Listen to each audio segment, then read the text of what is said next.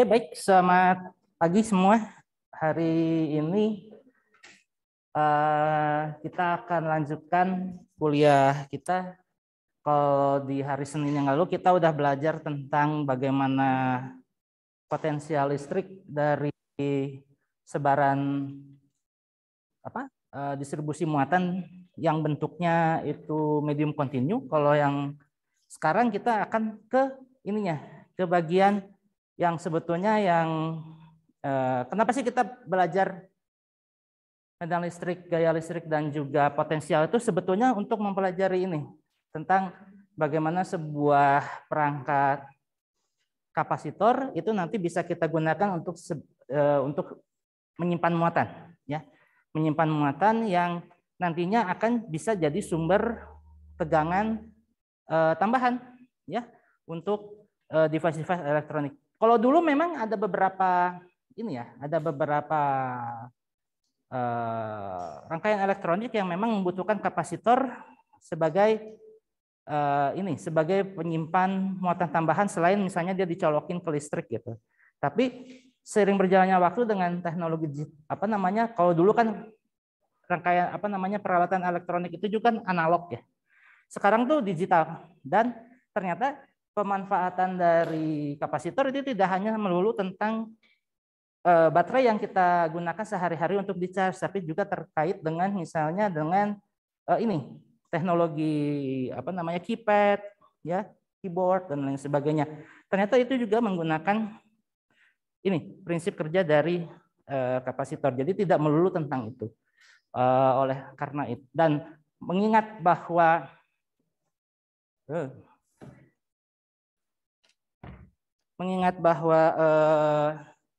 banyak perangkat elektronik yang kita gunakan di dewasa ini dan mau nggak mau ini ya, walaupun nanti bidang kita misalnya itu bukan fisika gitu ya, bahkan kita bukan di bidang elektronik, tapi kita kan menggunakan bukan di bidang teknologi lah gitu ya, misalnya nanti ketika udah lulus dan lain sebagainya, tapi sedikit banyak kan kita menggunakan teknologi di kehidupan sehari-hari gitu, mulai dari televisi, handphone dan lain sebagainya, kecuali kita memang mau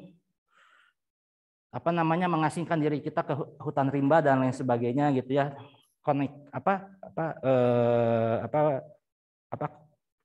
off connection dari nah itu beda lagi urusannya. Tapi kalau selama kita masih berurusan dengan hal-hal yang ya kita masih menggunakan handphone, telepon pintar dan lain sebagainya di kehidupan sehari-hari, maka sedikit banyak ya kita jangan hanya taken for granted, oh saya cuma bisa pakai, bisa ngirim pesan, bisa joget-joget di TikTok gitu ya dan lain sebagainya gitu. Nah, jangan hanya sebatas itu sebetulnya. Bahwa ya namanya juga udah ini ya, udah mahasiswa, jadi berpikir lebih mendalam bahwa oh ternyata ini ya untuk supaya handphone kita bisa bekerja dengan baik itu ternyata ada hal-hal kecil yang harus kita pikirkan dan lain sebagainya gitu dan lain sebagainya. Nah, jadi topik kita pada pertemuan ini mudah-mudahan bisa tercover semua. Akan membahas tentang kapasitor, susunan kapasitor, kemudian dielektrik, kapasitor dengan dielektrik, dan energi dan medan listrik dalam kapasitor. Jadi ininya singkatnya bagaimana kita bisa menghitung berapa energi yang terkandung dalam sebuah kapasitor. Nah, tapi kita review dulu kuliah pekan lalu dan juga yang yang disampaikan pada hari Senin yang lalu. Kita sudah belajar tentang bagaimana mengubah medan listrik, ya. Kita udah belajar secara intensif hampir 1,5 pekan tentang medan listrik, entah itu yang menggunakan hukum Coulomb yang ada integralnya itu. Ya sebetulnya hukum Gauss juga ada integralnya, tapi cara ininya kan beda, cara hitungannya beda. Dimana kalau yang hukum Coulomb kita harus bisa mendefinisikan bentuk dari muatan itu secara 2 dimensi atau 3 dimensi, tapi kalau misalnya hukum Gauss menceritakan atau menjelaskan tentang medan listriknya itu tidak perlu sampai ke kita hanya perlu menentukan permukaan Gauss-nya, hitung ininya berapa area yang ditembus oleh flux, kemudian kita hitung berapa jumlah muatan yang berada di dalam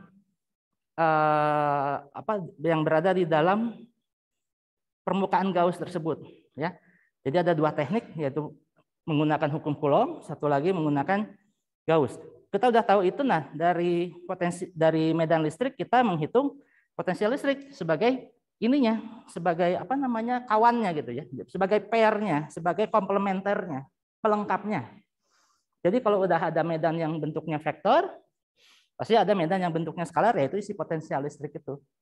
Nah, kenapa potensial menjadi penting? Karena bukan potensialnya sebetulnya yang esensi, tapi perubahan potensial dari seberapa besarkah perbedaan antara potensial terendah dan terkecil dari suatu sistem yang kita tinjau itu. Karena itu yang nanti akan menunjukkan seberapa besar energi yang tersimpan dalam sistem itu gitu. Sedangkan yang nanti akan digunakan untuk perangkat listrik dan lain sebagainya justru adalah si energinya. Gitu. Jadi kalau misalnya delta V-nya 0, apakah artinya V-nya itu sama dengan 0? Tidak kan? Bisa aja. Yang satu V-nya itu 12 volt, ya di V1 12 volt, yang V2-nya 12 volt, ada bedanya enggak? 12 volt dengan 12 volt enggak ada kan? Delta V-nya 0 gitu loh. Dia tidak menunjukkan bahwa ada energi potensial yang bisa digunakan untuk supaya dia mengalir di dalam rangkaian elektroniknya itu. Nah, kalau misalnya ada delta V, maka ya kayak di sini, ini sebetulnya delta V ini, ya, yang ini, ya, ini yang sebetulnya nanti akan kita manfaatkan untuk supaya dijadikan sebagai sumber energi untuk perangkat elektronik kita gitu. Nah, apakah juga bisa delta V-nya? Kalau misalnya delta V-nya ini bisa digunakan sebagai sumber energi, apakah bisa untuk misalnya menjatuhkan seperti di mekanika 1 misalnya? Sayangnya itu mekanismenya agak berbeda, ya. Mekanismenya agak berbeda. Tidak langsung seperti misalnya dulu ketika Vida 1 bahwa perbedaan ketinggian itu menghasilkan perbedaan energi potensial yang bisa berubah jadi energi kinetik gitu ya. Karena kalau yang mekanik itu kan ini energi potensial yang dihasilkannya itu dalam order yang cukup besar ya, dalam joule gitu ya. Sedangkan kalau ini kan nanti bisa kita lihat walaupun dalam joule tapi ordernya mungkin agak kecil ya, agak kecil sehingga nanti dia justru bisa dimanfaatkannya itu untuk ini, untuk jadi tidak langsung menggerakkan. Jadi kalau misalnya kita ngomongin dinamo aja, dia itu menghasilkan listrik dulu, kemudian listrik nanti menghasilkan gerak, nah nanti gerak nanti akan menghasilkan energi kinetik dan lain sebagainya. Jadi mekanismenya tidak langsung misalnya ketika disetrum ya kita langsung loncat gitu ya, enggak, bukan gitu. Tapi ini lebih kepada energi yang kita transmisikan di dalam rangkaian listrik, dalam kabel, ya, dalam kawat, supaya dia bisa mengalir dari satu tempat ke tempat yang lainnya sehingga dia bisa menghidupkan misalnya lampunya.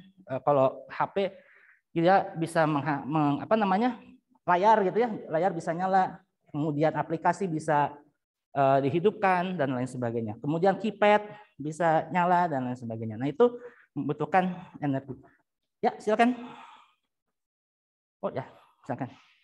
Nah, jadi sekalipun nanti di teknik kimia mungkin ketika Anda belajar perangkat ya, itu langsung kepada perangkatnya.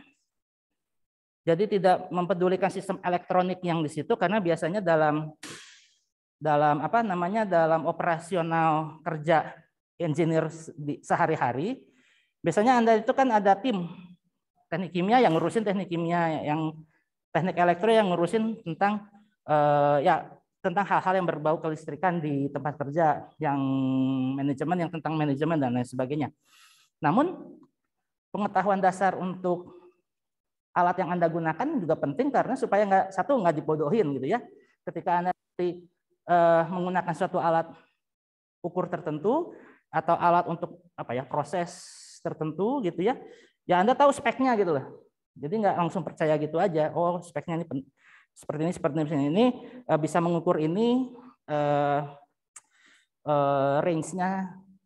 Kalau menggunakan frekuensi maka range frekuensinya segini. Kalau misalnya tegangannya adalah seperti ini maka saya nggak bisa pakai alat ini misalnya kalau tegangannya itu naik turun misalnya. Nah itu basic pengetahuan yang penting sebetulnya. Kenapa beberapa teknik di ITB yang tidak ada kaitannya dengan fisika kok harus belajar fisika ya, karena itu tadi Pak, mau nggak mau Anda harus menggunakan perangkat gitu ya, perangkat elektronik, HP lah gitu untuk apa bekerja di kehidupan sehari-hari gitu.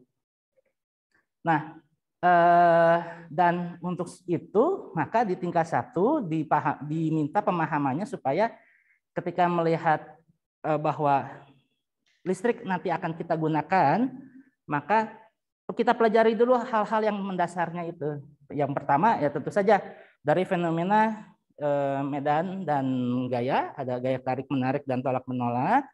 Kemudian dari medan tersebut bisa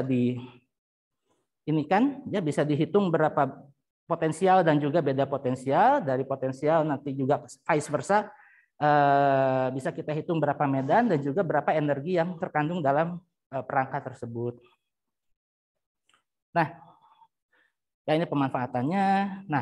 Nah di kapasitor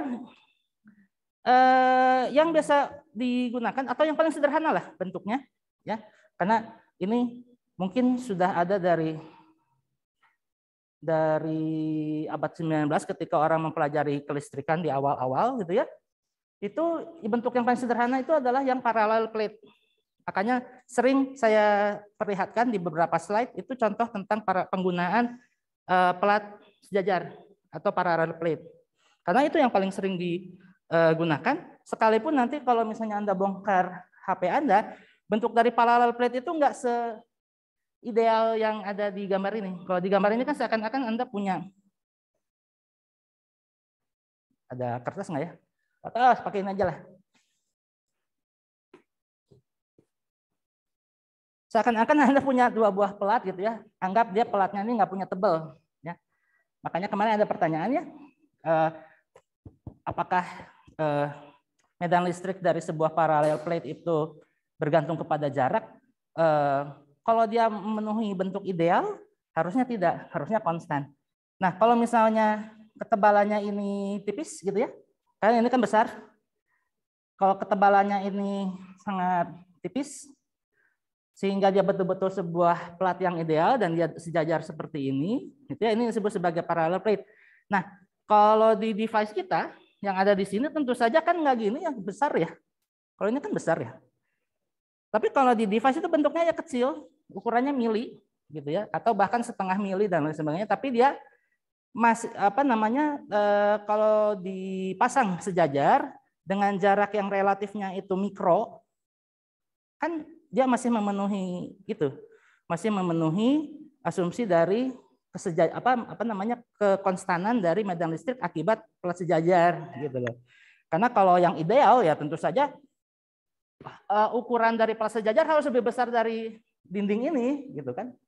Karena kalau yang ideal memang pelat sejajar itu dibentuk oleh sebuah plat yang ukurannya itu tak hingga gitu ya.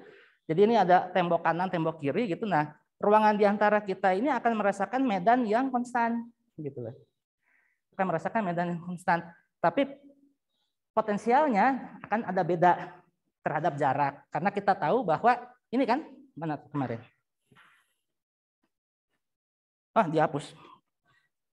Dihapus karena waktu yang kemarin itu di kamera kelihatan lah ya. Nggak salah kayak gini, ini E-nya 0, E0, E sama dengan 0, oh ya lupa, sigma 1-nya ini sama dengan sigma, sigma 2-nya sama dengan minus sigma, maka di sini E-nya adalah sama dengan sigma per epsilon 0.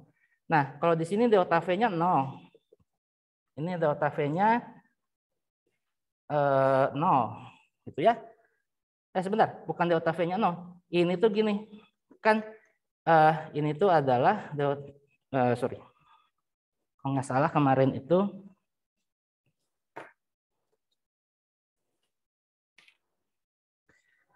kalau di sini tuh E-nya 0 tapi V-nya ini adalah sama dengan V yang di sini, sama dengan V1 yang ini. Jadi ini V1. Ini V2 ya. V2. Nah, di sini juga V di sini sama dengan V2. Nah, di sini ini apa namanya? Karena di sini kan artinya ini kan kalau kayak gini delta V-nya sama dengan 0. Delta V-nya sama dengan 0, tapi V-nya nggak sama dengan 0 ya. Karena V yang ada di sini tuh akan sama dengan V yang dihasilkan oleh plat ini, kalau yang ini dari yang ini. Sedangkan kalau yang ini delta V-nya itu adalah sama dengan integrasi dari EDS gitu ya. Sehingga delta V nanti akan sama dengan sigma dibagi epsilon 0 dikalikan ini jarak separasi ini berapa meter? D. Makanya dia D gitu. Ya. Nah, dari sini kita sudah bisa menghitung berapa delta V-nya. Nah, sekarang kita ke ininya, ke hal lain yang terkait dengan seberapa banyak muatan yang bisa tersimpan. Oke, tapi sebelumnya kita lihat dulu deskripsi yang ada di bawah, ya, yang ada di slide. Parallel plate capacitor consists of two metal plates, one carrying charge positive Q atau jadi saya kadang-kadang menggunakan positive Q sama negatif Q itu harusnya Anda juga paham bahwa kadang juga ditulis sebagai sigma ini karena Q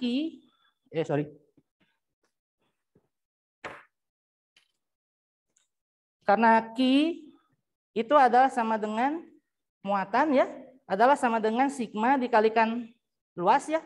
Jadi luas penampang dari ini. Sigma itu kan rapat muatan persatuan luas. Ini luasnya. Ini luas permukaannya. Karena kan saling berhadapan nih. Ya, karena ini kan saling berhadapan. Ya, jadi si luas ini kan di hukum Gauss juga kan kemarin kita belajar bahwa kita harus menghitung luasan tertentu ya. Nah, ini luasnya. Ya. Ini luasnya. Ini luasnya gitu. Ini luasnya. Nah, sehingga kadang di beberapa buku plat sejajar itu disebutnya ada muatan positif Q dengan negatif Q, sedangkan saya juga kadang menyebutkan dia positif sigma sama negatif sigma. Maksudnya hal yang sama gitu loh. Karena saya tidak asumsikan bahwa dua serba sama. Kalau nggak serba sama ya nggak bisa langsung Q gitu sebenarnya. Tapi untuk simplisitas, untuk kemudahan, anggap bahwa ini Q, ini negatif Q, atau ini plus sigma, ini negatif sigma. Jadi sejajar kayak gini. Nah, ruang di antara ini nanti akan menyimpan muatan. Kalau muatan. Tapi kalau misalnya di dalamnya ini ada elektron, gitu ya, maka dia akan menyimpan muatan yang nantinya bisa digunakan sebagai baterai, gitu loh, delta V. Gitu. Nah, it is common to fill the region, gitu ya. Kalau plat paralel seperti ini tidak diisi, ya sebetulnya dia bisa menyimpan muatan, tapi ini apa namanya? Kalau misalnya nanti kita punya rangkaian listrik dan dia itu punya cabang, maka lebih baik dia arus listriknya itu mengalir ke yang tanpa ini, karena ini kan kosong. Nah itu kalau kosong seperti ini kan berarti kan listriknya agak susah ya, kecuali dia di dalamnya ada elektron, memang diisi elektron gitu. Ya, kalau hanya plat sejajar seperti ini saja, ya, dan di dalamnya ini kosong sama sekali, nggak ada apa-apa, yang sebetulnya arus nggak bisa mengalir. Tapi kalau dia terbuka kayak gini, ada atmosfer kan di sini, kayak gini. Nah ini kan setidaknya ada udara di sini.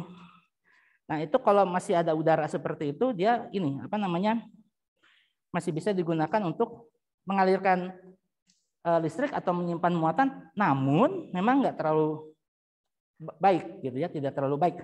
Namun dia bisa dihitung berapa energinya dan lain sebagainya. Makanya di sini disebutkan bahwa it is common to fill the region between the plates with an electrically insulating substance called as dielectrics.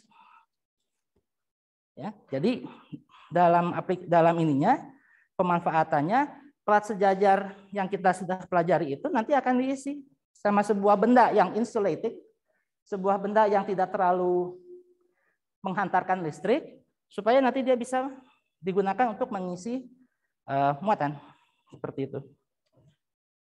Oh ya, a capacitor consists of two isolated conductors. Yang paling mudah plates. Tapi kita udah lihat di spoiler kemarin bahwa it is not necessarily to be a plates. Jadi tidak selalu dia bentuknya plates. Kadang saya juga bisa membentuk sebuah kapasitor yang terdiri dari dua buah silinder atau dua buah bola cangkang gitu. Ya, bergantung kepada perangkat elektronik yang akan kita gunakan besarnya seperti apa atau sekecil apa gitu ya. Nah, itu seperti itu. Nah, dan apalagi di sini. Jadi syaratnya untuk membuat sebuah kapasitor, kalau di contoh yang kemarin, di contoh soal yang medium homogen kemarin ada contoh soal kalau saya punya plate 2 plus 2 Ki sama min Ki, itu secara konseptual bisa, tapi tidak bisa membentuk kapasitor. Kalau kapasitor dia harus positif Ki dan negatif Ki. Supaya menjamin itunya 0 gitu loh. Supaya menjamin E-nya yang di luar 0, karena kita ingin memaksa E-nya itu terkumpul di sini gitu loh. E-nya medan listriknya harus ada di tengah-tengah, di luar harus kosong. Gitu. Supaya dia bisa digunakan, maka E-nya yang di sini harus ada, yang di luarnya 0. Kalau di contoh kasus yang hari Senin yang lalu, ada 2 buah plat sejajar, tapi yang satu muatannya itu positif 2 Ki, yang satunya lagi negatif Ki.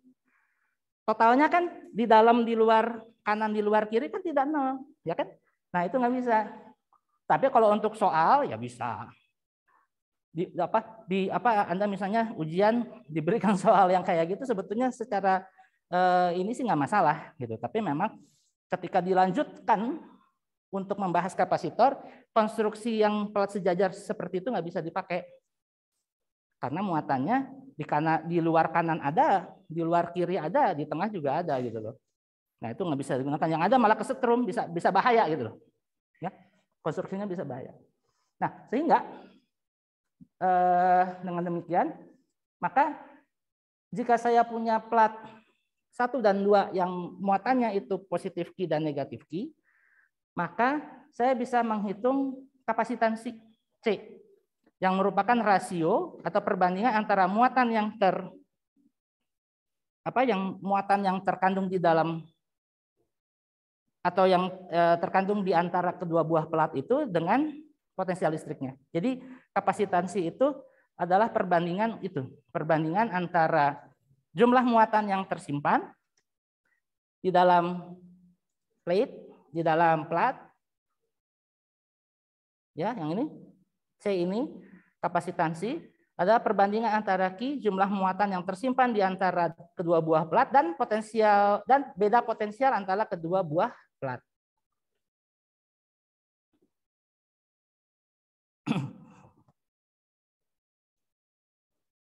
A parallel plate capacitor made up of 2 plates of area A separated by a distance D. Nah, ini nanti jadi penting ketika kita mengkarakterisasi berapa C, berapa nilai dari C, nanti kita akan lihat bahwa nilai dari luas plate sama D, separasinya itu jadi penting nanti. Nah, the charges on the facing surface have the same magnitude but opposite sign. Jadi syaratnya harus itu, harus Ki dan min Ki. Kalau kita mau pakai plus 2 Ki, maka di plat yang satunya harus min 2 Ki. Kalau ini 10 Ki, maka ini min 10 Ki. Jadi harus sama. Kalau enggak, itu nanti E-nya dia tidak confine di tengah-tengahnya itu. Nah, ini nih contoh yang ini, lupa saya. Nah, sehingga nanti jika betul-betul medan listriknya itu confine, maka kalau digambarkan kalau digambarkan garis medan listriknya, maka nanti akan seperti ini. Ya, maka nanti akan seperti ini. Nah, tentu saja kalau ideal, maka kita hanya akan melihat garis medan yang ada di tengahnya aja. Yang pinggirnya nggak perlu kita lihat. Tapi di sini karena diilustrasikan apa itu namanya key-nya itu medan listriknya itu bukan medan listriknya, lebar pelatnya itu berhingga, maka seakan-akan di ujung-ujungnya ini ada efek gitu ya. Ada efek melingkar seperti ini. Ini kalau berhingga, tapi kalau misalnya kita anggap dia itu ideal, maka yang kita perhatikan cukup yang di tengahnya aja. Ya. Karena ini yang nanti akan menyatakan kemana muatan itu nanti akan bergerak, ya. Ke arah mana nanti muatan akan bergerak. By differential. Oke, sebentar. Ini saya kecilkan dulu ininya. The field is not uniform at the edges of the plate as indicated by the fringing of the field lines. Ya, ini menunjukkan bahwa pada saat dia menemui diskontinuitas seperti ini atau batas, gitu ya, batas plat, itu akan menghasilkan garis medan yang agak berbeda, ya, akan menghasilkan garis medan yang agak berbeda karena efek dari batas, gitu ya. Sedangkan yang akan kita manfaatkan itu justru yang ada di tengahnya. Oke, jadi hubungan antara charge dan potential difference dari sebuah kapasitor. Jadi hubungan antara muatan dengan ini dengan delta V itu adalah ya ini, ya. Kapasitansi itu adalah sebuah konstanta pembanding atau rasio lah, atau sebuah angka yang menunjukkan perbandingan antara Q dengan V. Kalau delta V-nya naik, kalau delta V-nya itu naik, maka Q-nya juga naik dan lain sebagainya. Artinya kapasitansi adalah perbandingan antara muatan pada masing-masing plat konduktor dengan beda potensial yang timbul di antara keduanya. Dengan SI units atau satuan dari kapasitansi itu adalah coulomb per volt yang kita sebut juga sebagai farad. Ya. Jadi satuannya adalah farad. Jadi kalau misalnya kita beli ke tukang komponen elektronik, beli kapasitor, nanti ditanya mau yang berapa farad gitu. Tapi biasanya yang dijual di komersil itu bukan dalam satuan farad sebetulnya, tapi dalam satuan mili atau mikro, masalah. Nah, kenapa sedemikian? Karena nanti kita akan lihat di pemanfaatannya ternyata untuk menghasilkan sebuah kapasitor yang satuannya itu farad, maka harus konstruksinya tuh ya besar gitu lah. Sedangkan perangkat elektronik kita kan makin lama ingin makin kecil ya. Bahkan ada yang katanya mau ditanam di sistem badan kita gitu ya dan lain sebagainya. Nah itu ya nggak bisa menggunakan plat yang besar dan lain sebagainya. Sehingga sekalipun satuannya itu farad, tapi nanti di komersil dia satuannya itu yang dijual di toko-toko biasanya dalam orde yang lebih kecil biasanya. Biasanya mikrofarad, farad dan lain sebagainya, gitu ya. Karena ya itu. Karena nanti akan kita lihat bahwa C, konstruksi dari C itu nanti bergantung kepada A, luas dari permukaan, ya, luas dari plat, atau luas dari permukaan silinder, atau luas dari permukaan bola, kemudian nanti konstanta dielektriknya. Jadi pengisi ruang di antara dua buah plat itu apa? Dan satu lagi adalah jarak pisahnya, ya. Itu nanti yang akan menentukan seberapa besar dari C-nya itu. Oke, nah menghitung, ini udah ya, ini pengulangan saja ya. Jadi plat sejajar, hitungnya kayak gini, ini garis medannya, gitu ya. Ini menghitung dengan cara hukum Gauss. Jadi ini Gaussian surface-nya, kita hitung ininya, key di dalamnya ini adalah key yang berasal dari sini. Makanya kadang saya gunakan sigma di situ. Sehingga nanti didapatkan E-nya itu adalah ya konstan seperti ini. E-nya itu adalah sama dengan sigma per epsilon 0. Nah, jadi ini resepinya. Untuk menghitung kapasitansi C, ya, untuk menghitung berapa kapasitansi C, tentukan platnya itu di soal ada berapa coulomb, ya. Muatannya itu ada berapa. Jadi kalau variabel saja, jadi Q dan Q. gitu ya. Kalau dia udah berupa angka, maka Anda harus tulis dia misalnya Q-nya itu sama dengan positif 1 Coulomb untuk yang Q1 dan Q2-nya adalah negatif 1 Coulomb misalnya. Ya. Tapi kalau secara konseptual maka ininya penentuan muatannya itu adalah Q dan min Q. Kalau di soalnya 10 Q maka 10 Q dengan min 10 Q dan lain sebagainya. Nah, kemudian hitung E. Ya. Hitung E menggunakan hukum Gauss misalnya karena lebih mudah menggunakan pillbox atau kotak obat. Kotak penyimpan obat sehingga nanti didapatkan ininya ya. Medan listriknya itu adalah sigma per epsilon 0 sama dengan total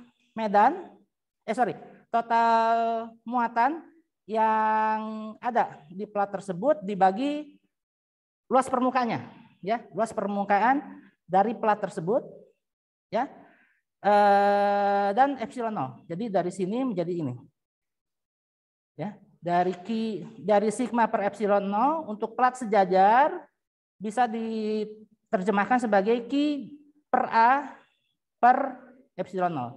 Nah, ini adalah medan listriknya. Nah, baru dari sini nanti kita hitung delta V menggunakan persamaan yang ini. Ya, ini delta V sama dengan minus medan listrik dikalikan jarak, ya, jarak pisah antara plat 1 dengan plat 2. Kemudian nanti dihitung berapa C. Karena kita udah tahu Q-nya, lalu kita hitung delta V. Nah, nanti kita dapatkan berapa kapasitansi. Nah, sehingga nanti didapatkan untuk plat sejajar kapasitansinya itu adalah sama dengan Q dibagi delta V atau sama dengan epsilon 0 dikalikan A dibagi D. Nah, ini makanya tadi saya sebutkan bahwa kapasitansi dari kapasitor nanti akan bergantung kepada luas, bergantung kepada jarak pisah antara kedua buah plat dan pengisinya apa. Kalau pengisinya itu vakum, nggak ada apa-apa, kosong, maka nanti dia disebut menggunakan epsilon 0 atau permitivitas vakum. Tapi kalau misalnya nanti diisi dengan material tertentu, maka nanti disebutkan menjadi epsilon 0 dikali epsilon relatif. Jadi epsilon relatif yang nanti bergantung kepada jenis bahannya itu apa. Ya, jadi intinya energi dari medan listrik akan tersimpan di dalam kapasitor ini yang nanti akan kita gunakan untuk perangkat elektronik. Cara menghitungnya ya seperti ini. Ya. Nah, ini sama persis dengan apa yang sudah saya tulis di papan bahwa delta V itu adalah sama dengan ini kan. Ini E. Ya, jadi E dikalikan dengan D jarak pisah. Ya, delta V sama dengan E dikalikan D. D itu adalah jarak pisah.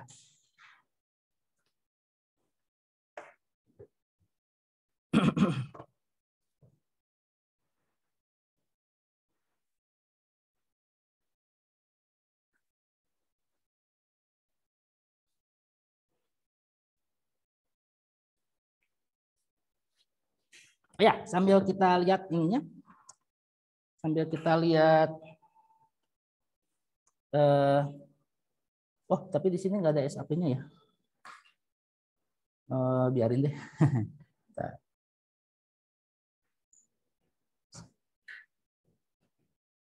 Oh, ini sayangnya emang nggak bisa dibuka ya, supaya bisa lihat ininya apa namanya SAP kita. Di bagian kapasitor itu kita harus mempelajari apa saja. Tapi tadi ada guidance-nya juga sih tadi sebelumnya di ini ya, di menu topik hari ini kapasitor. Kita baru saja membahas bagaimana menghitung kapasitansi dari plat sejajar. Nah, yang agak susah memang nanti kalau misalnya Anda diminta untuk mencari bola sepusat, silinder sesumbu dan lain sebagainya. Ya. Tapi sebetulnya Anda kan udah pernah latihan waktu beberapa hari yang lalu. Harusnya yang Anda latih waktu itu bisa dipakai sih sebetulnya. Jadi untuk menghitung berapa delta V, kalau misalnya bentuk kapasitornya itu apa namanya bola sama silinder harusnya tahu. Oke, ininya apa namanya resepinya untuk menghitung kapasitansi. Nah ini perumusan yang sama tapi ada deskripsinya ya, ada deskripsinya. Bisa Anda lihat ini sebetulnya isinya sama dengan apa yang ditulis di buku Halida Resnick. Jadi kalau mau lihat bagaimana dia itu dijelaskan secara lebih detail menggunakan deskripsi kalimat, silakan merujuk ke sana. Tapi intisarinya dari perumusan ini adalah bahwa kapasitansi dari plat sejajar akan kita dapatkan dia itu adalah sebanding dengan ini. Jadi C itu adalah sama dengan epsilon 0 yang konstan dikalikan dengan A. Jadi kalau A-nya ini besar, A-nya ini dari ukurannya ini, dari ukurannya kecil seperti ini, jadi ukurannya kayak dinding seperti ini, maka meningkatkan kapasitansi. Tapi dia juga bisa menjadi lebih kecil kalau misalnya jarak separasinya seperti di tembok ini, dari tembok kanan, ya yang di depan Anda ini, ke tembok yang di belakang Anda itu, misalnya berapa jaraknya? Ini kan jaraknya misalnya 50 meter ya gitu ya, misalnya kurang lebih. Nah itu justru akan mengurangi kapasitansi. Kalau dia makin dikecilkan, ya kalau dia-nya makin kecil maka kapasitasnya makin besar, ya karena dia banding terbalik. Nah ini kalau di plat sejajar, makanya jangan heran ketika kita lihat ini device-device kita, kapasitornya tuh kecil-kecil. Apa kapasitornya itu bentuknya tipis-tipis, jarak separasinya kecil-kecil. Ya, supaya dia menghasilkan C yang C-nya itu nilainya sekian, tapi dengan separasi yang kecil, karena dia juga harus A-nya itu ya muat gitu loh dengan casing ini gitu loh. Ya, makanya dia tidak bisa ini, tidak bisa apa ya sembarangan gitu. Ya tentu saja kalau misalnya device kita ukuran ininya jadi lebih besar, C yang digunakan untuk ini, ya C yang digunakan atau kapasitor yang digunakan untuk perangkat kita juga memiliki kemampuan C yang lebih besar sebetulnya karena ukurannya kan makin besar, gitu ya, makin besar. Ya tentu saja kalau apa namanya monitor aja, monitor yang ini berapa inch ya? Monitor ini dengan layar HP kita ya tentu saja membutuhkan energi lebih besar yang ini kan. Ya itu aja sih sebetulnya. Makanya kalau TV ini menggunakan baterai yang ini, kalau ini kan dicolokin ke ini ya, ke jaringan AC karena mungkin dengan baterai yang bisa di-charge belum kuat gitu loh untuk menghidupkan, tapi mungkin bisa aja. Kalau kita cari caranya mungkin bisa aja. Tapi karena tidak begitu kuat, maka dia dihubungkan ke arus listrik bolak-balik. Nanti di sini ada adapter yang mengubah menjadi arus searah. Karena ingat, semua device yang kita gunakan di HP sama di perangkat elektronik itu banyak DC sebetulnya. Ya. Tapi kenapa dia ininya AC? Karena kan lebih mudah didistribusikan dari PLN ke tempat kita. Tapi nanti di dalam sini ada pengubah menjadi DC gitu. Karena ada beberapa perangkat elektronik juga kalau di AC itu dia nggak bisa berfungsi dengan semestinya. Misalnya kapasitor, nanti kita akan lihat bahwa di rangkaian arus listrik searah dengan bolak-balik kapasitor berbeda kegunaan. Kalau kita ingin memanfaatkan kapasitor sebagai baterai ini ya, sebagai baterai ataupun sebagai touch gitu dan lain sebagainya, itu hanya akan berfungsi kalau di DC. Kalau di AC dia akan justru jadi seperti hambatan biasa aja gitu. Nah, makanya nanti ininya pemanfaatannya akan berbeda gitu ya. Makanya penting seperti itu. Makanya penting mempelajari ini supaya nanti ketika Anda menerima spek itu, barang ketika Anda mau melakukan pekerjaan Anda di bidang masing-masing ya tahu bahwa oh ini alat yang digunakan atau komponennya kayak gini supaya oh ini emang betul bagus alatnya dan lain sebagainya gitu. Nah, kalau tadi itu adalah plat sejajar. Nah, ini contoh untuk silinder kapasitor. Ya, kapasitor silinder. Jadi nyari kertas. Ada yang punya kertas nganggur? Tapi sayang nanti itu dipakai buat nulis yang ini, yang A4 gitu atau apa? Ada yang punya A4 nganggur nggak Pak? Ini saya pakai nggak apa-apa nih. Buat ilustrasi gini ya. Jadi ini silinder kayak gini. Nah satu lagi itu ada yang lebih kecil, jari-jarinya dia di sini. Nih jadinya ada plat. Jadi kalau tadi itu kan plat positif negatif, ini ya berhadapan. Kalau ini sekarang dia kayak apa ya? Kayak gimbap gitu loh. Tahu gimbap? Makanan Korea yang digulung. Ya kayak gimbap. Nah itu kayak gini. Ya, jadi kalau misalnya kalau Anda suka makan sushi atau kimbap kan ada yang ini ya jenisnya yang California roll. Itu ada yang apa namanya rumput lautnya di dalam sama di luar. Nah, itu kayak gini. Gitu loh. Jadi ini yang tengah adalah pengganti plat positif, yang ini plat negatif. Nah, kayak gitu. Kalau yang sebelumnya, ya saya balikin. Nah, kasih ya. Kalau yang sebelumnya di plat sejajar, dia kan kayak gini. Syaratnya supaya ada kapasitor itu kan harus ada positif key sama negatif key kan? Seperti ini kan? Nah sekarang di perangkat yang saya gunakan ternyata konstruksi seperti ini makan tempat. Makanya saya ganti misalnya menggunakan silinder bentuknya. Nah supaya dia bisa jadi bentuknya silinder maka saya harus punya itu tadi. Ada sebuah kabel gitu ya. Ada sebuah kabel sebagai pengganti plat positif, kemudian dia digulung sama logam lain sebagai pengganti plat negatif. Jadinya plat negatif positifnya sekarang menggunakan kabel atau kawat yang positif yang di tengah, kemudian dia digulung sama cangkang silinder, gitu loh, sebagai pengganti negatifnya. Jadi positif key dan negatif key-nya sekarang direpresentasikan oleh itu kawat yang di tengah sama yang selubung gitu. Ya, kayak gitu. Nah, kalau dengan demikian maka E-nya pasti berubah. Gitu loh. E-nya berubah karena kita udah belajar kan di hukum Gauss di berapa hari yang lalu. Kalau di plat sejajar kan dia konstan. Kalau ini kan enggak. Ingat enggak? Nah, kalau demikian maka kayak gini kan. Nah, ini saya mau coba ini. Nah, ini. Mudah-mudahan bisa dilihat. Hand.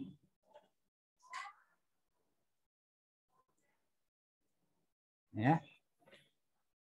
Cing, kita cobain alat baru. Ini misalnya kan gini ya. Kan nggak bisa tapi, oh ininya dulu ganti.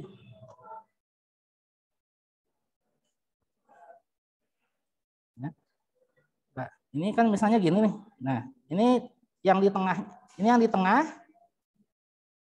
Ya, kemudian dia diselubungi oleh sebuah ini. Nah, kayak gini. Nah, kayak gini.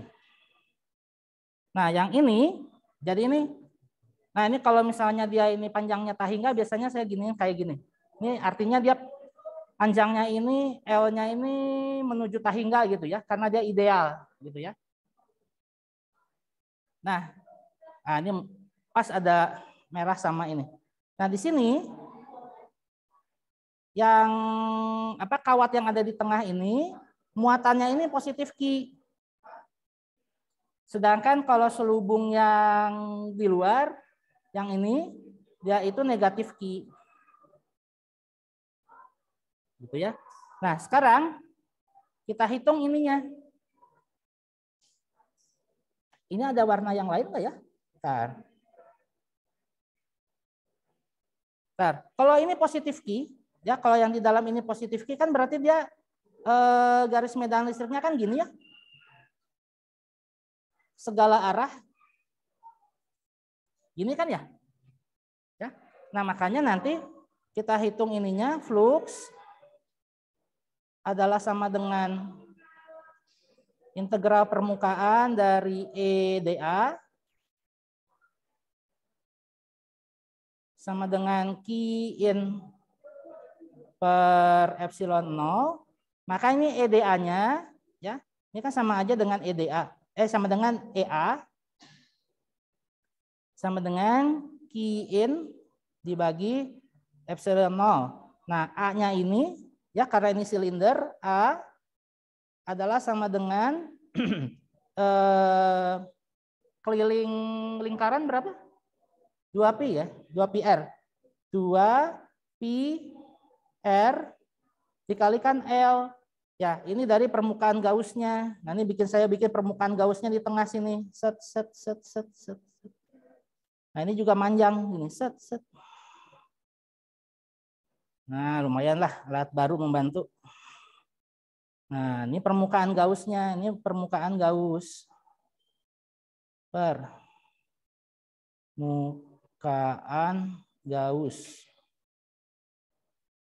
Nah, sehingga nanti saya dapatkan E dikalikan 2pi R L. Nah, R itu apa? R itu adalah jari-jari. R gitu ya. L itu panjangnya. Tapi ini walaupun secara konseptual dia itu L-nya itu sampai tahingga, tapi kita tetapkan saja dia sama dengan L.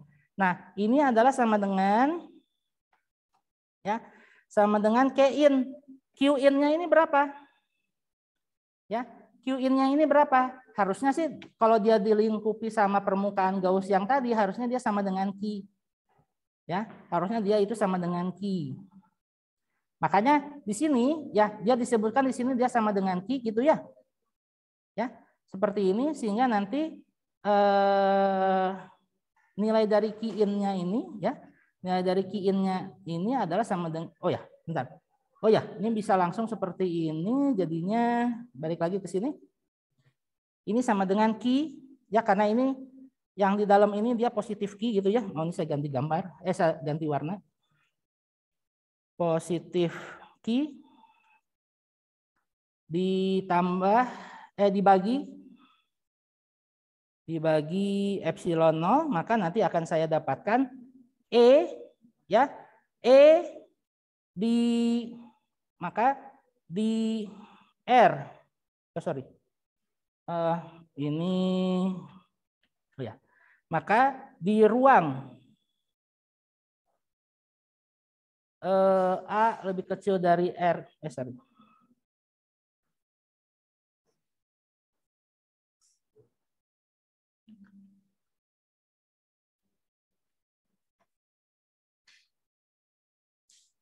bentar. Maka di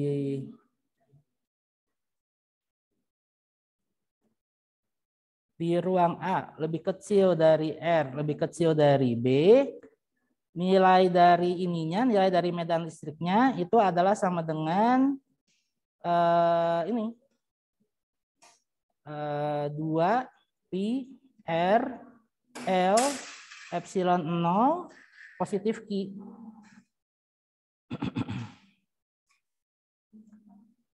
Nah, jadi ininya apa namanya, nilai dari E-nya untuk cangkang silinder seperti ini ya. Jadi ada ini kabel yang ada atau apa namanya ini kawat yang ada di dalam, kemudian dia diselubungi oleh kulit silinder.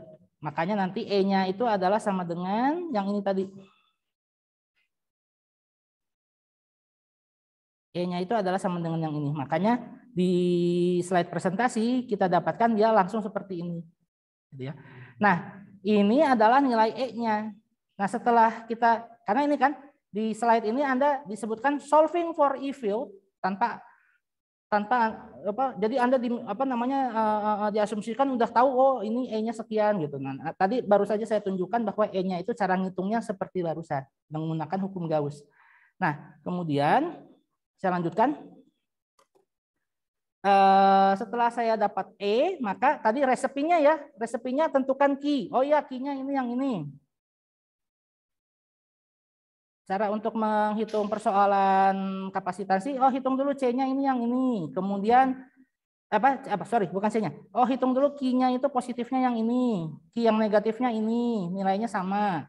Kemudian kita bikin luas permukaan Gauss yang merah ini, kemudian kita lihat fluksnya ternyata menembusnya seperti ini sehingga menggunakan simetri silinder. Makanya nilai A-nya ini ya, A permukaan Gauss-nya itu adalah permukaan selimut silinder 2πRL ya. Makanya tadi E adalah sama dengan positif Q dibagi 2πRL epsilon 0 gitu ya. Nah, dari E itu kita masukin ke persamaan delta V. Yang ini setelah kita integrasikan, kita dapatkan persamaannya seperti ini. Nanti kita hitung kapasitansi adalah sama dengan Q dibagi dengan delta V. Ya udah, nanti kita dapatkan adalah seperti ini untuk sebuah silinder kapasitor. Ternyata untuk silinder kapasitor dia dipengaruhi oleh panjang dari kapasitor tersebut, ya, sama ini perbandingan antara jari-jari luar sama perbandingan jari-jari dalam. Kalau yang coba ya dibandingkan.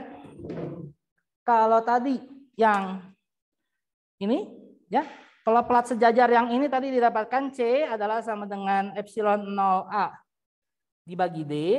Sedangkan kalau yang silinder seperti ini didapatkan tadi C-nya itu adalah sama dengan 2π epsilon 0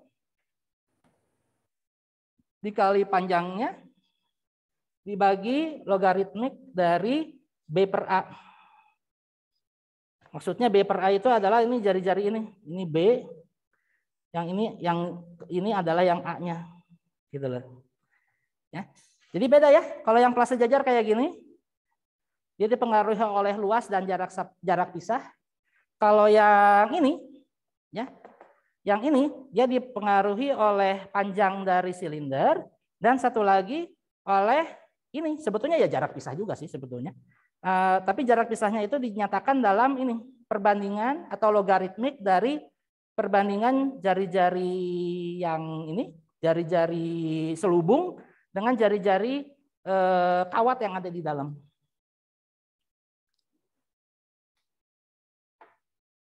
Ya, ini kalau bentuk kapasitornya silinder, ya seperti kimbap, seperti sushi roll, gitu ya. Dan ini kalau, nah yang menarik, nah sebentar, ini ada nggak ya yang bentuk bola? Oh ya ini ada, yang bola ada. Ini dulu ya, spherical capacitor. Nah yang terakhir itu adalah yang bentuknya bola. Nah ini langsung diberikan saja, ya. Ini langsung diberikan, walaupun nanti sebetulnya, atau nanti ini jadi kuis aja ya, buat hari Sabtu. Tolong apa namanya, turunkan kapasitansi dari kapasitor bentuk bola. Jadi kayak gini. Resepnya kan udah ada. Ya, resepnya kan udah ada. Kalau yang silinder kan yang ini, yang kapasitor plat sejajar ini. Nah, tinggal menggunakan yang bola aja. Kayak gimana? Nanti didapatkan seperti ini. Ayo udah ini aja. Ya, silakan. Kalau kita buat permukaan Gauss-nya, kan permukaan Gauss itu menutupi ya. Ya. Kalau yang tadi dipakai itu kayak 2πRL gitu, itu cuma selimutnya doang. Ya. Terus untuk tutup sampingnya itu nggak terhitung? Enggak. Karena apa? Karena apa? Itu tadi. Ketika kita ngukur ini plat sejajar, apakah saya harus perhatikan yang di ujung sini?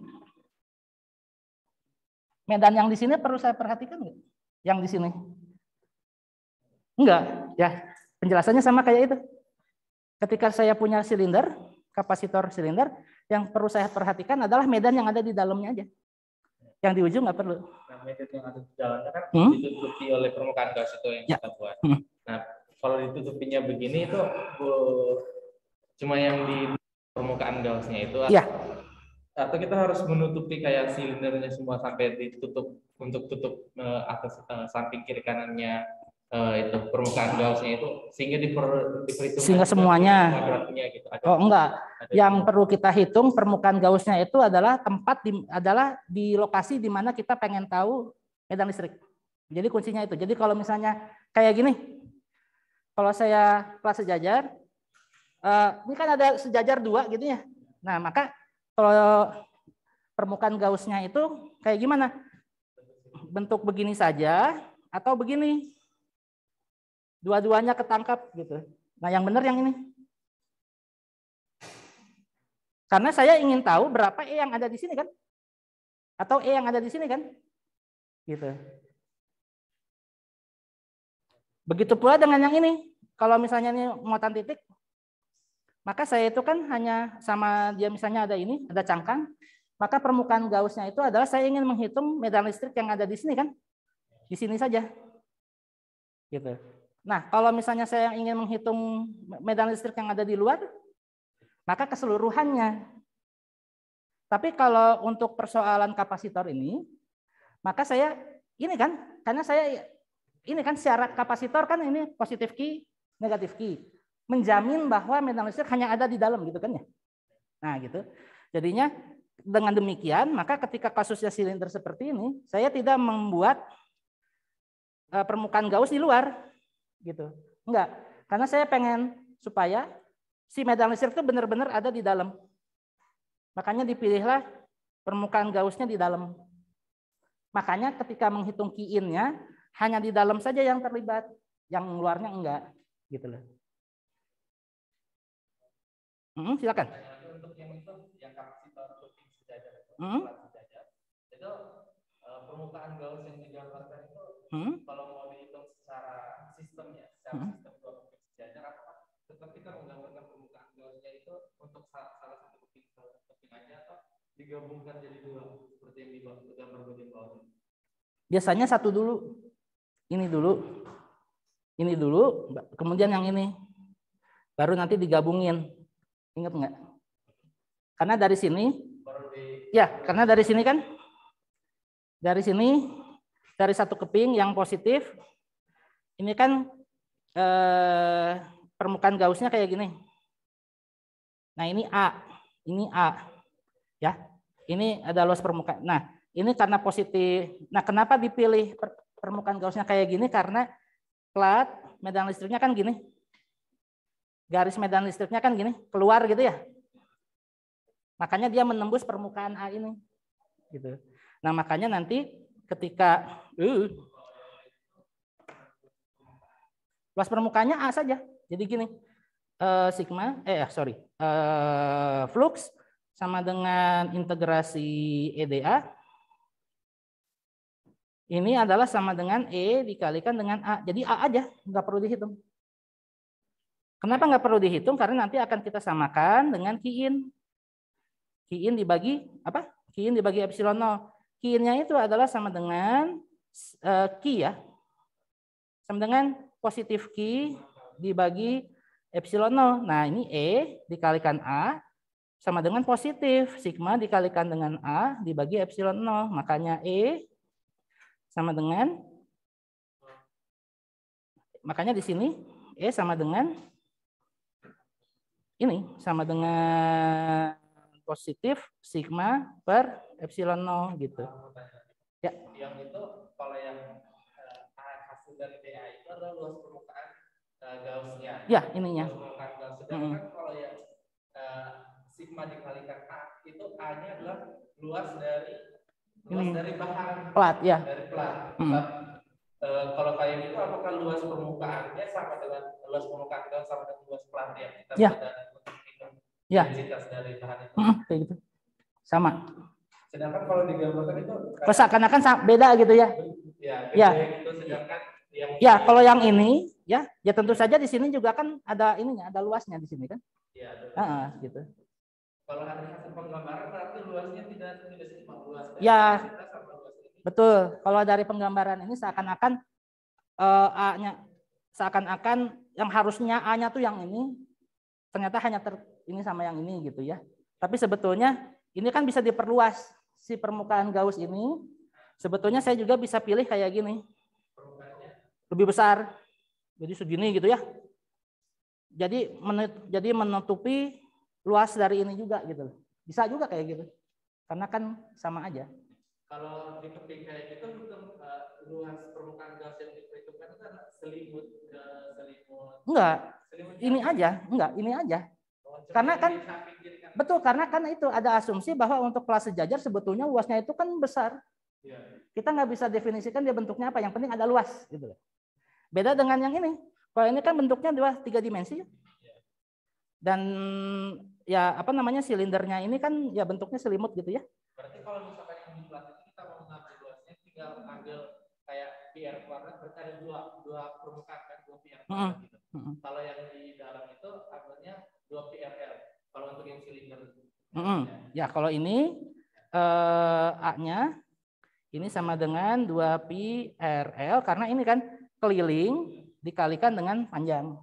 Nah, kalau bola yang ini, A-nya itu adalah sama dengan Pi, ini kan R, Pi R kuadrat, ya kan?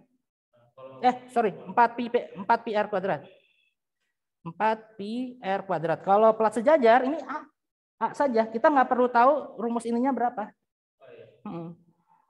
Karena nanti akan dihilangkan sama ini, gitu loh.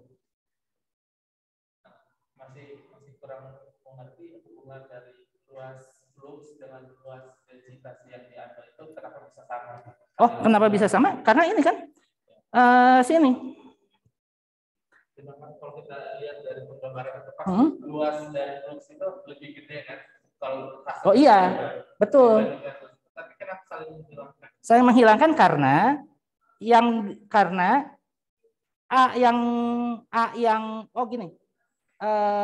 memang A yang nanti akan kita gunakan untuk C itu adalah luas platnya semuanya.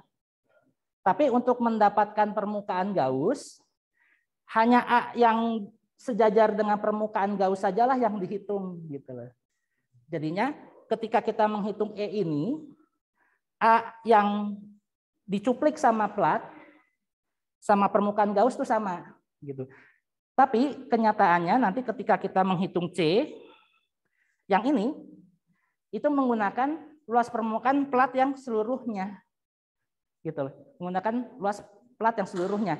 Jadi maksudnya adalah ketika saya mau pakai ini, ketika saya mau pakai permukaan Gauss yang total, yang besar, ataupun hanya yang kecil seharusnya sama. Karena di final produknya, E-nya itu nanti akan menjadi konstan seperti ini. Namun, ketika menghitung C yang ini nanti A-nya itu dihitung kontribusinya dari seluruh plat. Seperti itu. Jadi, itu 2 hal yang berbeda sebetulnya. Kalau yang C yang di sini adalah A-nya itu adalah A yang keseluruhan. Kalau yang dihukum Gauss, ya yang sesuai dengan ukuran Gauss-nya aja gitu. Nah, di slide memang kadang-kadang dipakai contohnya itu adalah yang silinder kecil itu. Jadi yang luas yang lainnya itu nggak dihitung gitu ya, nggak dihitung. Tapi A yang ini sama ini saling menghilangkan. Tapi sesungguhnya saya juga bisa bikin permukaan Gauss-nya juga lebih besar gitu. Tapi memang karena di contohnya seperti itu, jadi seakan-akan oh kok beda gitu ya. Padahal sama aja gitu. Kayak gitu. Sama-sama. Nah, ya inilah kalau tadi silinder bisa, plat bisa, ya cobalah ini kan udah ada ininya ya, ada serinya ya. Sebagai kuis ya udah kuisnya nanti ini aja. Coba turunkan C. Ya Anda mau nyari di Wikipedia silakanlah, pasti ada lah ini ya. Yang penting Anda tahu ini cara nuruninnya gini gitu. Ya. Kayak gitu. Udah kuisnya ini aja, nanti saya bikin soalnya. Coba turunkan coba turunkan persamaan kapasitansi untuk kapasitor yang berbentuk sferis. Nah, kayak gitu. Berarti Anda harus jadi yang nanti diminta adalah runutan seperti yang barusan. Jadi hitung berapa Q-nya, ya, yang ini nih, yang resep yang ini. Nah, ini. Hitung berapa Q-nya, hitung berapa E-nya yang di antara 2 buah plat, yang di antara 2 buah cangkang lingkaran itu. Kemudian hitung delta V sama kapasitansi. Ya.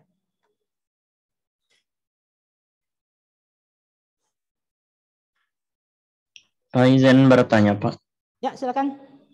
untuk semua kapasitor ini pakai itu ya konduktor ya Pak? Ya silakan. Untuk kapasitansi ini semuanya pakai konduktor ya Pak, nggak ada yang isolator. Oh iya, konduktor. Pelatnya konduktor, ya. Pelatnya konduktor. Yang nanti isolatornya itu justru nanti bahan yang ada di pengisinya. Jadi untuk pelat sejajar misalnya, pelatnya konduktor. Jadi dari logam, ya, logam tembaga, stainless steel, timah, dan logam yang lainnya. Tapi pengisi di tengahnya nanti berupa isolator, yang dalam bahasa yang lainnya disebut sebagai bahan dielektrik. Gitu. Nah, kenapa seperti itu? Karena nanti akan timbul itu. Kita udah belajar polarisasi ya. Karena ini kan, jadi ini ya di dalam kapasitor pelat sejajar. Oh ya, semoga tadi menjawab ya pertanyaannya. Jadi pelatnya itu konduktor, tapi pengisinya nanti dia isolator. Terima kasih Pak. Ya, nah yang nanti akan menarik itu adalah pada saat kosong seperti ini, dia itu kan menghasilkan medan, ya, yang arahnya ini dari positif ke negatif. Nah, kalau misalnya di tengah-tengahnya ini nanti diisi sama dielektrik atau diisi oleh bahan isolator, maka nanti akan timbul polarisasi yang nanti muncul apa itu namanya medan induksi, yang sehingga nanti akan memperbesar nilai ininya, tegangannya, ya, memperbesar nilai tegangannya. Tapi sebelum itu saya ke rangkaian dulu ya. Dari sini, dari konstruksi kapasitor pelat sejajar, silinder sama bola, saya ke ini dulu, ke rangkaian dulu. Kalau ini nanti yang akan kita manfaatkan di rangkaian arus listrik searah maupun bolak-balik, itu nanti dihubungkan dengan kabel dan lain sebagainya, makanya dia harus dibaun. Makanya pelatnya atau cangkang bolanya dan cangkang silindernya harus dalam logam. Ya, harus dalam logam. Pengisinya boleh isolator. Nah, nanti akan dirangkaikan dengan rangkaian arus listrik seperti ini. Dan nanti yang penting itu adalah polaritas. Ya, when a circuit with a battery, an open switch, and uncharged capacitor is completed by closing the switch, conduction electron shift leaving the capacitor plate with opposite charges. Nah, jadi apa namanya? Bentar, ini kita.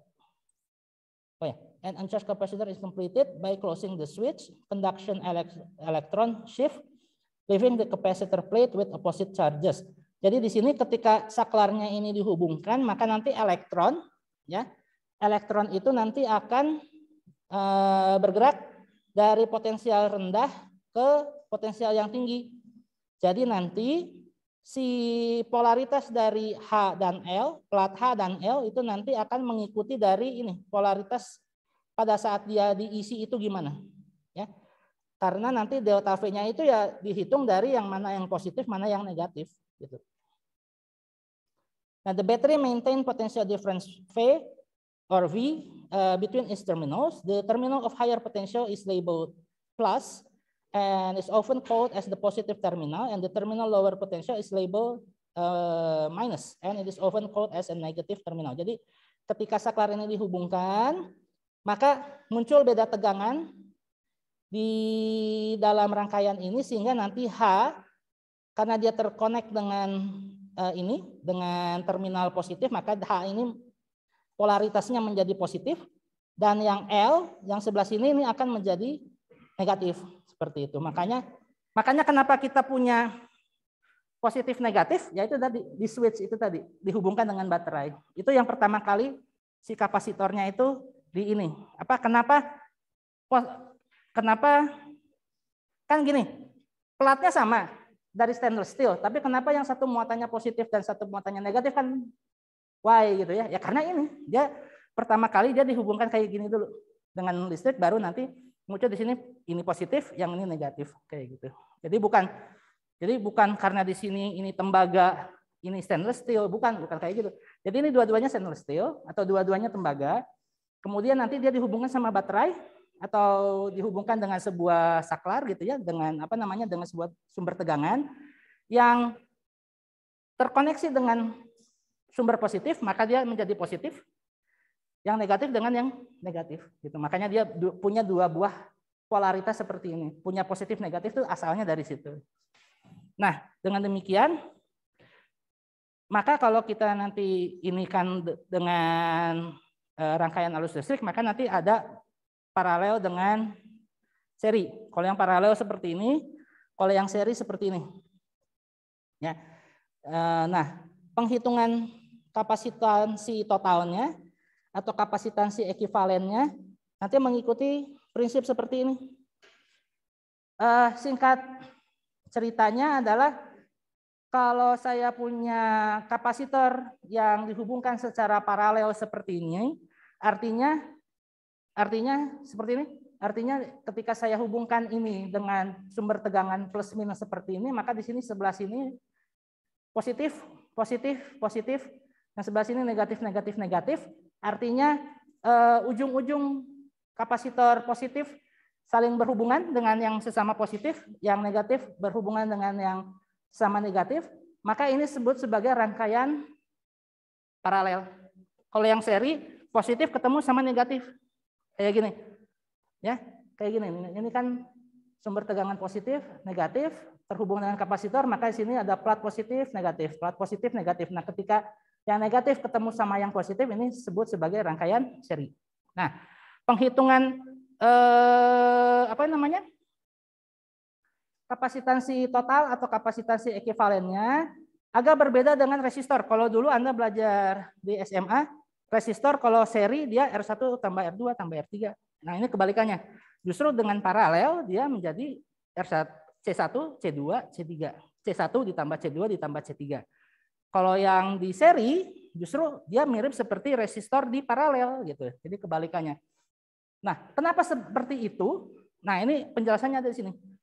Misalnya saya punya Q1, Q2, Q3, maka ya ini filosofinya, kalau misalnya dia dirangkaikan secara paralel, the total charge on the parallel combination, jadi total ininya, total muatannya adalah sama dengan Q1 ditambah Q2 ditambah Q3. Gitu ya. Jadi ketika dia itu disandingkan atau dirangkaikan secara paralel seperti ini, maka filosofinya itu adalah total muatan Q1, Q2, Q3 itu menjadi muatan total. Dan muatan total ini dipengaruhi oleh tegangan yang sama. Nah itu. Jadi tegangan V1, jadi tegangan di C1, tegangan di C2, dan tegangan di C3 itu sama. Makanya nanti hasil penggabungannya ketika menghitung kapasitansi ekivalennya ini menjadi seri seperti ini. Tapi kalau yang paralel, salah. Itu yang paralel. Kapasitansi yang kapasitor yang dirangkaikan secara paralel. Nah, jadi penggambarannya jadi kalau misalnya punya C1, C2, C3 maka seperti yang menggabungkannya menjadi satu buah kapasitor seperti ini. Nah, untuk yang rangkaian seri, ya, bisa kita lihat bahwa V yang dihasilkan oleh sumber tegangan dengan V yang dirasakan oleh Q1, Q2, Q3 itu beda, gitu loh. Oleh C1, C2, C3 itu beda. Sehingga karena di seri berlaku hukum bahwa V total atau V dari sumber tegangan itu adalah V1 ditambah V2 ditambah V3, maka hasil perhitungannya nanti akan menjadi seperti ini.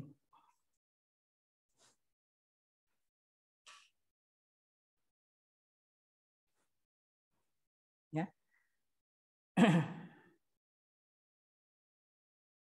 Jadi kebalikan dengan apa yang kita pelajari dulu di resistor. Ya itu juga karena hukum dasarnya ya. Kalau hukum dasarnya dia ini kan kalau nggak salah tadi ini kan. Kalau di hukum Ohm,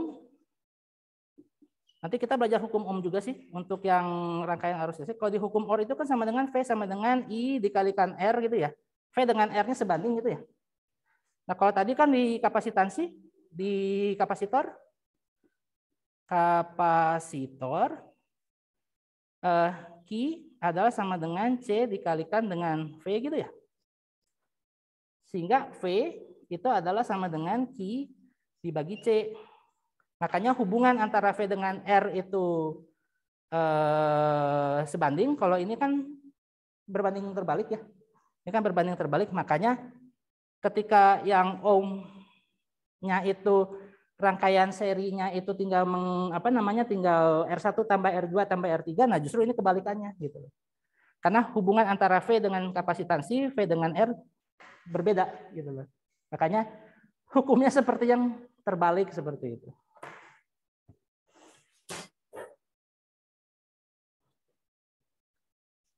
Ya. Oke, sekarang jam berapa? Oh, setengah jam lagi ya.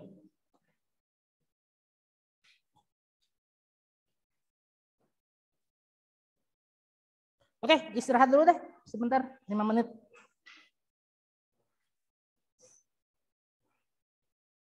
Oke, istirahat dulu 5 menit sebelum kita nanti ketemu lagi jam 9.27.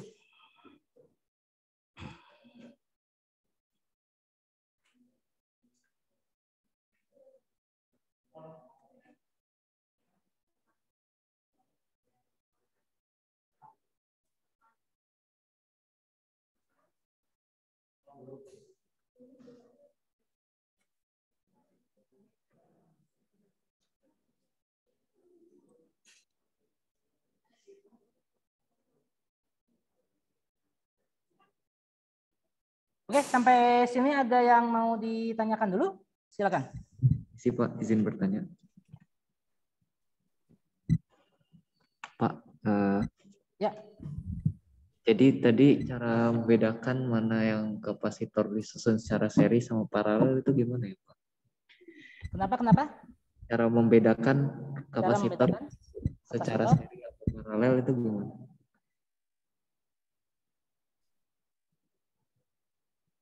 Cara membedakan kapasitor paralel dan seri itu apa gimana? Coba sebentar. Atau saya perbesar dulu volumenya ya, bentar ya.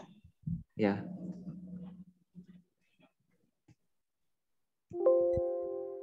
Ya, gimana? Ya, jadi cara membedakan penyusunan kapasitor secara seri atau paralel itu bagaimana? Oh, ya. Cara penyusunannya ini apa namanya di dalam rangkaian listrik ya, bisa dilihat di sini kalau dia itu berjajar seperti ini ya. Jadi ini kapasitor 1, kapasitor 2, kapasitor 3 dihubungkannya itu apa namanya apa ya bahasa Indonesianya ya. Secara bukan bergandengan apa ya?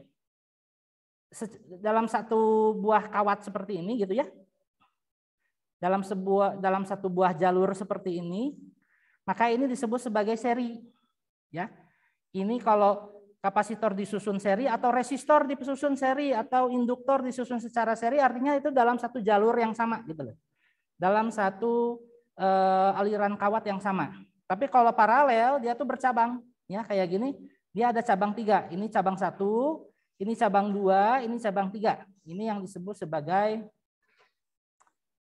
paralel yang disusun secara rangkaian listrik yang diisi oleh paralel yang terhubung secara saya belibet ngomongnya.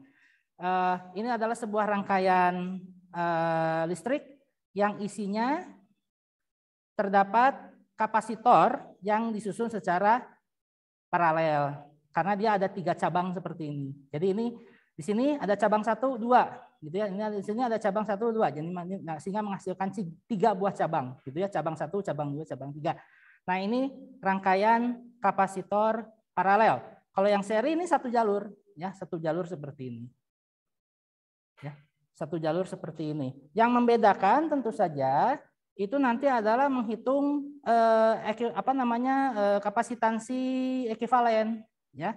Kapasitansi ekivalen atau kapasitansi totalnya itu berapa? Karena menghitung seri sama yang Paralel berbeda, ya, berbeda. Kalau yang paralel dia ini tinggal dijumlahkan saja, ya, kapasitansi total atau kapasitansi ekivalensinya itu adalah C1 tambah C2 tambah C3. Sedangkan kalau yang seri dia itu dihitung dulu secara 1/C ekivalen sama dengan 1/C1 ditambah 1/C2 tambah 1/C3 dan seterusnya. Kalau misalnya ada kapasitornya agak banyak, kemudian baru nanti kita balikan, ya. Kemudian nanti kita balikan hitung nilai C ekivalensinya seperti itu. Jadi kalau Anda ingat-ingat dulu di rangkaian arus listrik searah, ini tuh kebalikannya dengan resistor. Kalau resistor disusun seri maka dia R1, R2, R3-nya tuh R1 ditambah R2 ditambah R3 dan selanjutnya. Kalau paralel maka 1/R1 ditambah 1/R2 tambah 1/R3 itu adalah sama dengan 1/R ekivalen gitu ya. Nah itu untuk resistor. Tapi kalau untuk yang kapasitor ini kebalikannya. Justru yang seri dia harus 1/C1 tambah 1/C2 tambah 1/C3. Ini tidak bukan karena hubungan antara tegangan dengan kapasitansi itu ya seperti ini. Ya, berbanding terbalik seperti ini. Ya, mudah-mudahan menjawab ya pertanyaan yang tadi.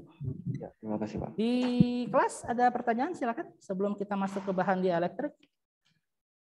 Kalau tidak ada, ini saya jelaskan saja bahwa ini kan sudah beberapa kali saya spoiler bahwa kapasitor di rangkaian arus listrik pada umumnya memang ruang yang ada di tengahnya itu tidak kosong begitu saja ya, karena akan kita manfaatkan untuk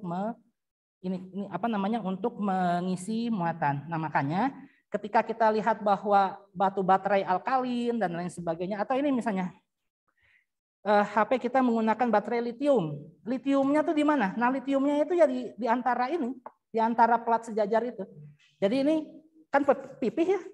Ini kan bentuknya pipih, maka ada 2 buah plat yang bentuknya kurang lebih seukuran ini dengan jarak pisah seperti ini, terus tengahnya itu diisi sama litium gitu. Jadi seperti itu dia dibuatnya itu seperti itu. Nah, signifikansinya itu adalah saat diletakkan di dalam kapasitor bermuatan, material isolator atau dieelektrik ini mengurangi delta V di antara 2 buah plat sehingga menambah C gitu. Nah, sehingga ini bahan-bahan dieelektrik ini adalah bukan konduktor atau isolator. Jadi contohnya itu karet, kaca, kertas lilin, minyak, polimer, litium gitu ya dan lain sebagainya. Sebetulnya litium sendiri kan ini ya. Litium itu sendiri kalau dilihat dari rantai tabel kimia, dia masuknya logam ya harusnya ya. Logam ya. Tapi bentuknya itu padat atau cair? Logam, tapi dia litiumnya itu apa bentuknya? Karena gini, sebuah benda kalau dia logam, ketika berubah bentuk bukan logam, bukan padat menjadi cair, kemampuan mengalirkan listriknya kan agak berbeda ya, gitu loh. Kayak ini aja, air tawar dengan air diisi garam lebih gampang mengalirkan listrik yang mana? Dengan garam kan, ya, kayak gitulah, gitu ya. Jadi bentuknya kayak gitu. Atau es dengan air itu kan ini H2O juga kan ya. Nah tapi mana yang lebih gampang mengalirkan listrik? Yang cair kan. Nah itu jadi kayak gitu.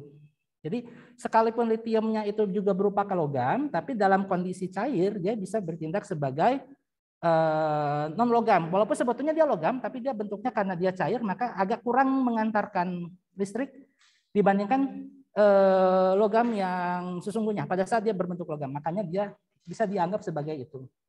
Nah, bahan-bahan ini bumi jarang, rare earth yang sekarang lagi booming, ataupun misalnya bahan-bahan yang dipakai sama baterai listriknya Tesla dan lain sebagainya, yaitu digunakan supaya si K-nya ini, ya konstanta dieлекtriknya ini, yang ini tadi bisa diharapkan dia bisa mengurangi delta P sehingga energi yang tersimpannya itu menjadi lebih besar gitu, jadi lebih tahan lama dan lain sebagainya. Karena ya itu tadi ilustrasinya ketika kita mengembara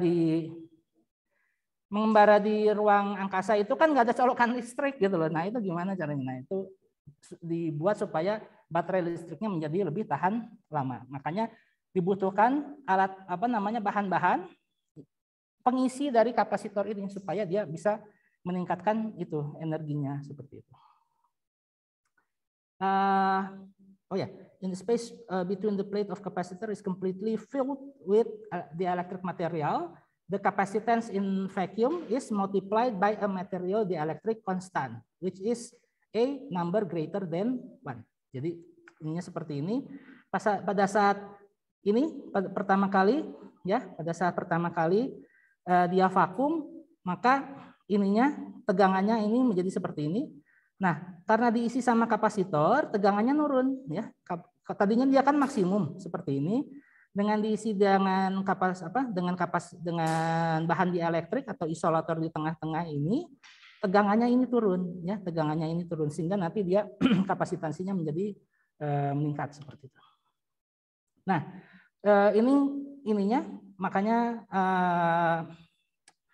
ketika mempelajari bagaimana pengaruh medan listrik pada isolator, ini pandangan atomiknya adalah seperti ini. Tadinya dia tidak beraturan seperti ini, kemudian setelah ada medan listrik maka dia punya kesearahan, ya, punya kesearahan sehingga dia menjadi seperti ini, sehingga nanti muncul yang namanya medan induksi, ya, medan induksi yang mengcounter medan yang awal, ya, mengcounter medan yang awal sehingga ketika E-nya ini berkurang karena adanya medan induksi seperti ini, maka tegangannya turun, ya. Tegangannya turun, tapi kapasitansinya justru malah jadi naik. Nah, ini misalnya ini contoh air. Tadinya dia unipolar seperti ini, kemudian setelah ada medan listrik keluar, jadi ya ini tadi.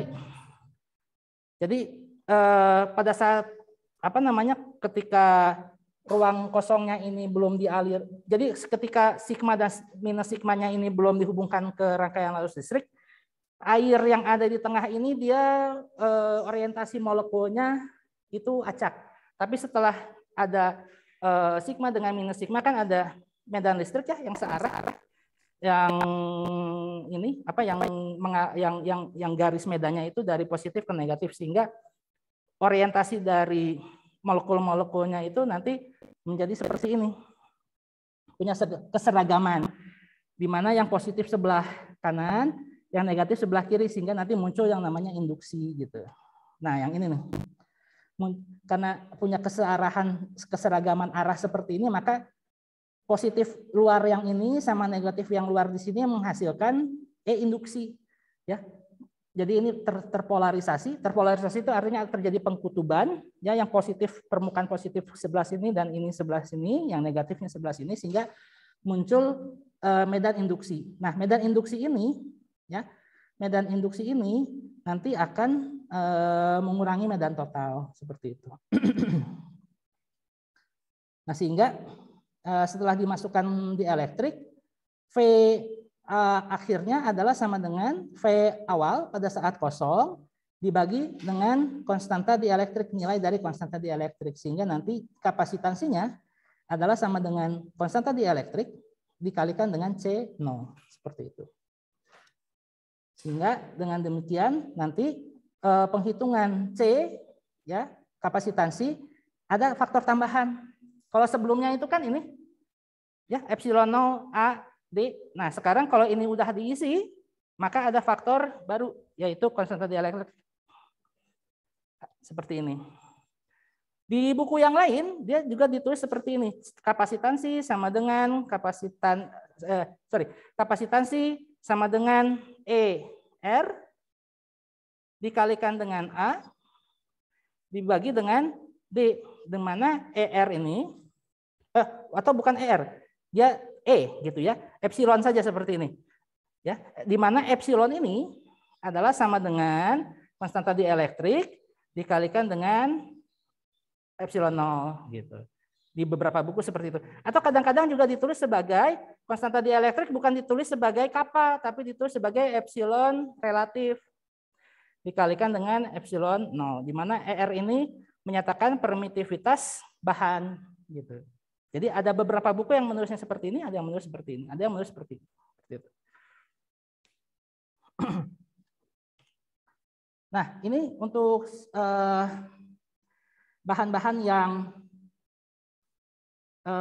dicantumkan di buku Katnal, ya. Di Haliday saya kira juga ada sih, cuma saya waktu itu belum sempat untuk melihat. Jadi ini saya ngambilnya dari buku Katnal yang dipakai sama teman-teman di 2B. Tapi intinya sih sama, bahwa ternyata kalau vakum dia konstanta dielektriknya itu 1, kalau udara dia itu relatif 1 ya, jadi 1,00054. Nah, sedangkan kalau diisi sama yang lain nanti dia justru konstanta dielektriknya naik, ya. Ya, makanya orang sekarang banyak melakukan research yang melibatkan interdisciplinary itu nggak cuma fisika aja. Jadi ada teknik elektro, ada kimia, teknik kimia, material science, ya biologi dan lain sebagainya. Karena ternyata ya itu tadi kita ingin cari bahan supaya konstanta dielektriknya itu besar gitu, ya. Sehingga kemampuan si kapasitor menyimpan baterainya itu juga besar dan jadi tahan lama gitu, seperti itu. Tahan lama bukan berarti dia nggak korosi ya. Tahan lama artinya ketika dia dipakai di suatu tempat dia digunakannya itu bisa lama gitu penggunaannya. Dan walaupun nanti juga harus di-charge, tapi nanti ada cara untuk nanti di rangkaian arus listrik searah nanti kita belajar bagaimana men-charging ini baterai kapasitor. Ya gimana nanti kita akan belajar yang namanya waktu pengisian sama waktu penggunaan dan lain sebagainya. Nah, tapi ya ini tadi kalau di buku Katnal dia hanya sampai ini air, metil alkohol, karet neopren, kemudian ini ada ruby mica, kertas teflon dan lain sebagainya, bahkan ada juga yang diisi sama air oil itu minyak, ya.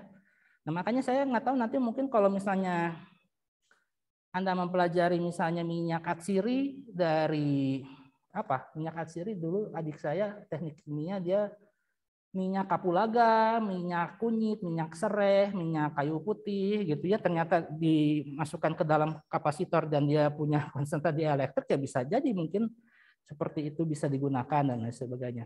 Nah, kita kan nggak tahu. Daripada kita karena bisa saja nanti daripada kita mencari rare earth ya harus ditambang. Jadi pemanfaatan sumber dayanya itu tidak terbarukan lagi, coba kita cari yang terbarukan misalnya. Ya kan? Kalau sekarang kan kita nyari rare earth karena rare earth ternyata ini punya konstanta dielektriknya besar gitu loh. Padahal itu barang susah namanya juga rare earth ya, material bumi jarang gitu, susah nyarinya gitu, harus ditambang. Nah, itu ya kan katanya ngerusak lingkungan dan lain sebagainya. Nah, ini siapa tahu nanti di bioenergi dan kemurgi itu ada satu bahan yang ternyata menghasilkan ini konstanta dielektrik yang ternyata besar gitu ya. Siapa tahu dari bahan organik gitu. Siapa tahu dari minyak sawit, dari minyak yang ada di Indonesia yang banyak minyak kelapa atau gitu. Siapa tahu ada gitu loh. Sehingga bisa di itu atau dari getahnya atau dari lendirnya atau dari apanya selaputnya atau apanya. Nah, itu kita nggak, itu yang saya tidak tahu gitu. Cuman saya memberikan di sini ya ini fisikanya seperti ini. Jadi Anda bisa merekayasa di K-nya, nyari di konstanta dielektriknya gitu supaya bisa dimanfaatkan dan tidak harus melulu menggunakan material yang harus ditambang dan lain sebagainya karena tidak sustainable dan lain sebagainya.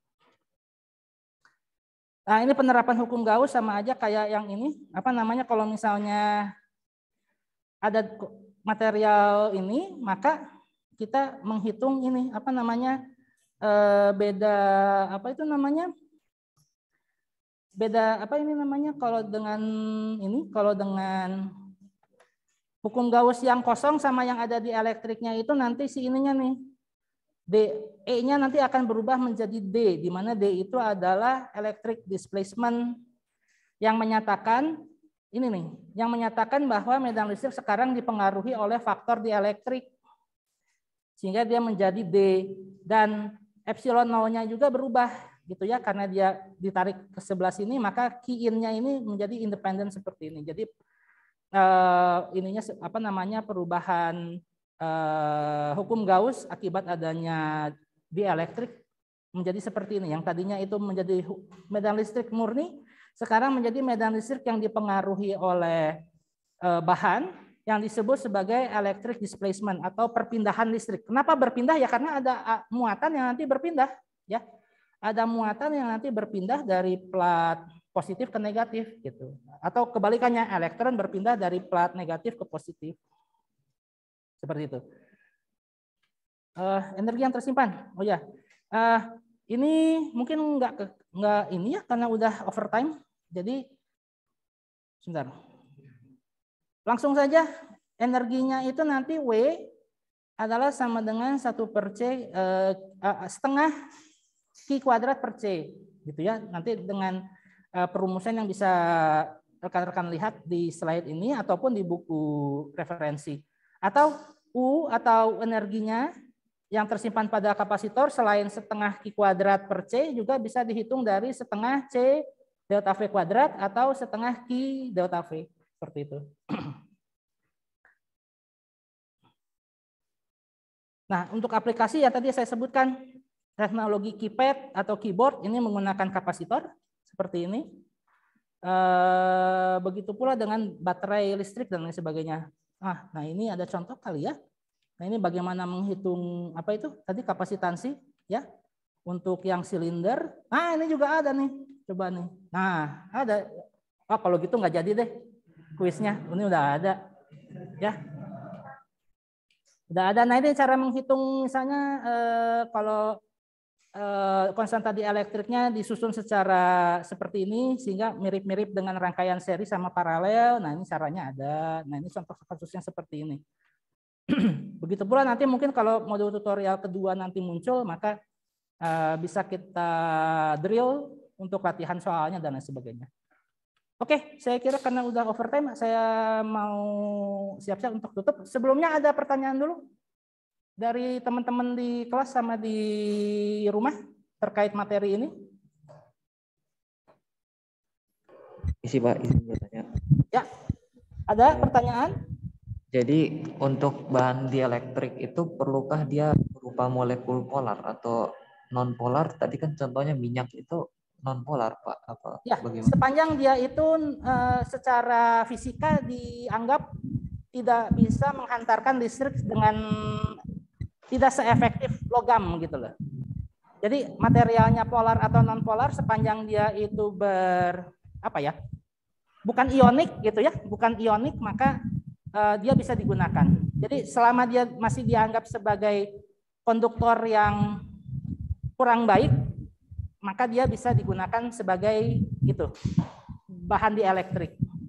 Tapi tentu saja orang kan udah meneliti ya dari semenjak kapasitor itu dirumuskan sampai sekarang. Jadi mungkin tidak semua bahan non polar dan polar bisa digunakan gitu loh. Atau tidak terlalu komersil untuk digunakan, walaupun secara teori ya dia bisa dipakai. Tapi karena secara komersil dia itu misalnya kurang baik, ya udah nggak dipakai gitu. Padahal mungkin saja bisa gitu. Ya jadi kan ada pertimbangan engineer-nya gitu loh. Ada pertimbangan kerekayasaannya, apakah dia itu bagus atau enggaknya gitu loh. Ya silakan, ada pertanyaan yang lain? Baik, kalau nggak ada, saya cukupkan kuliah kita hari ini. Terima kasih atas perhatiannya. Saya stop ininya rekamannya.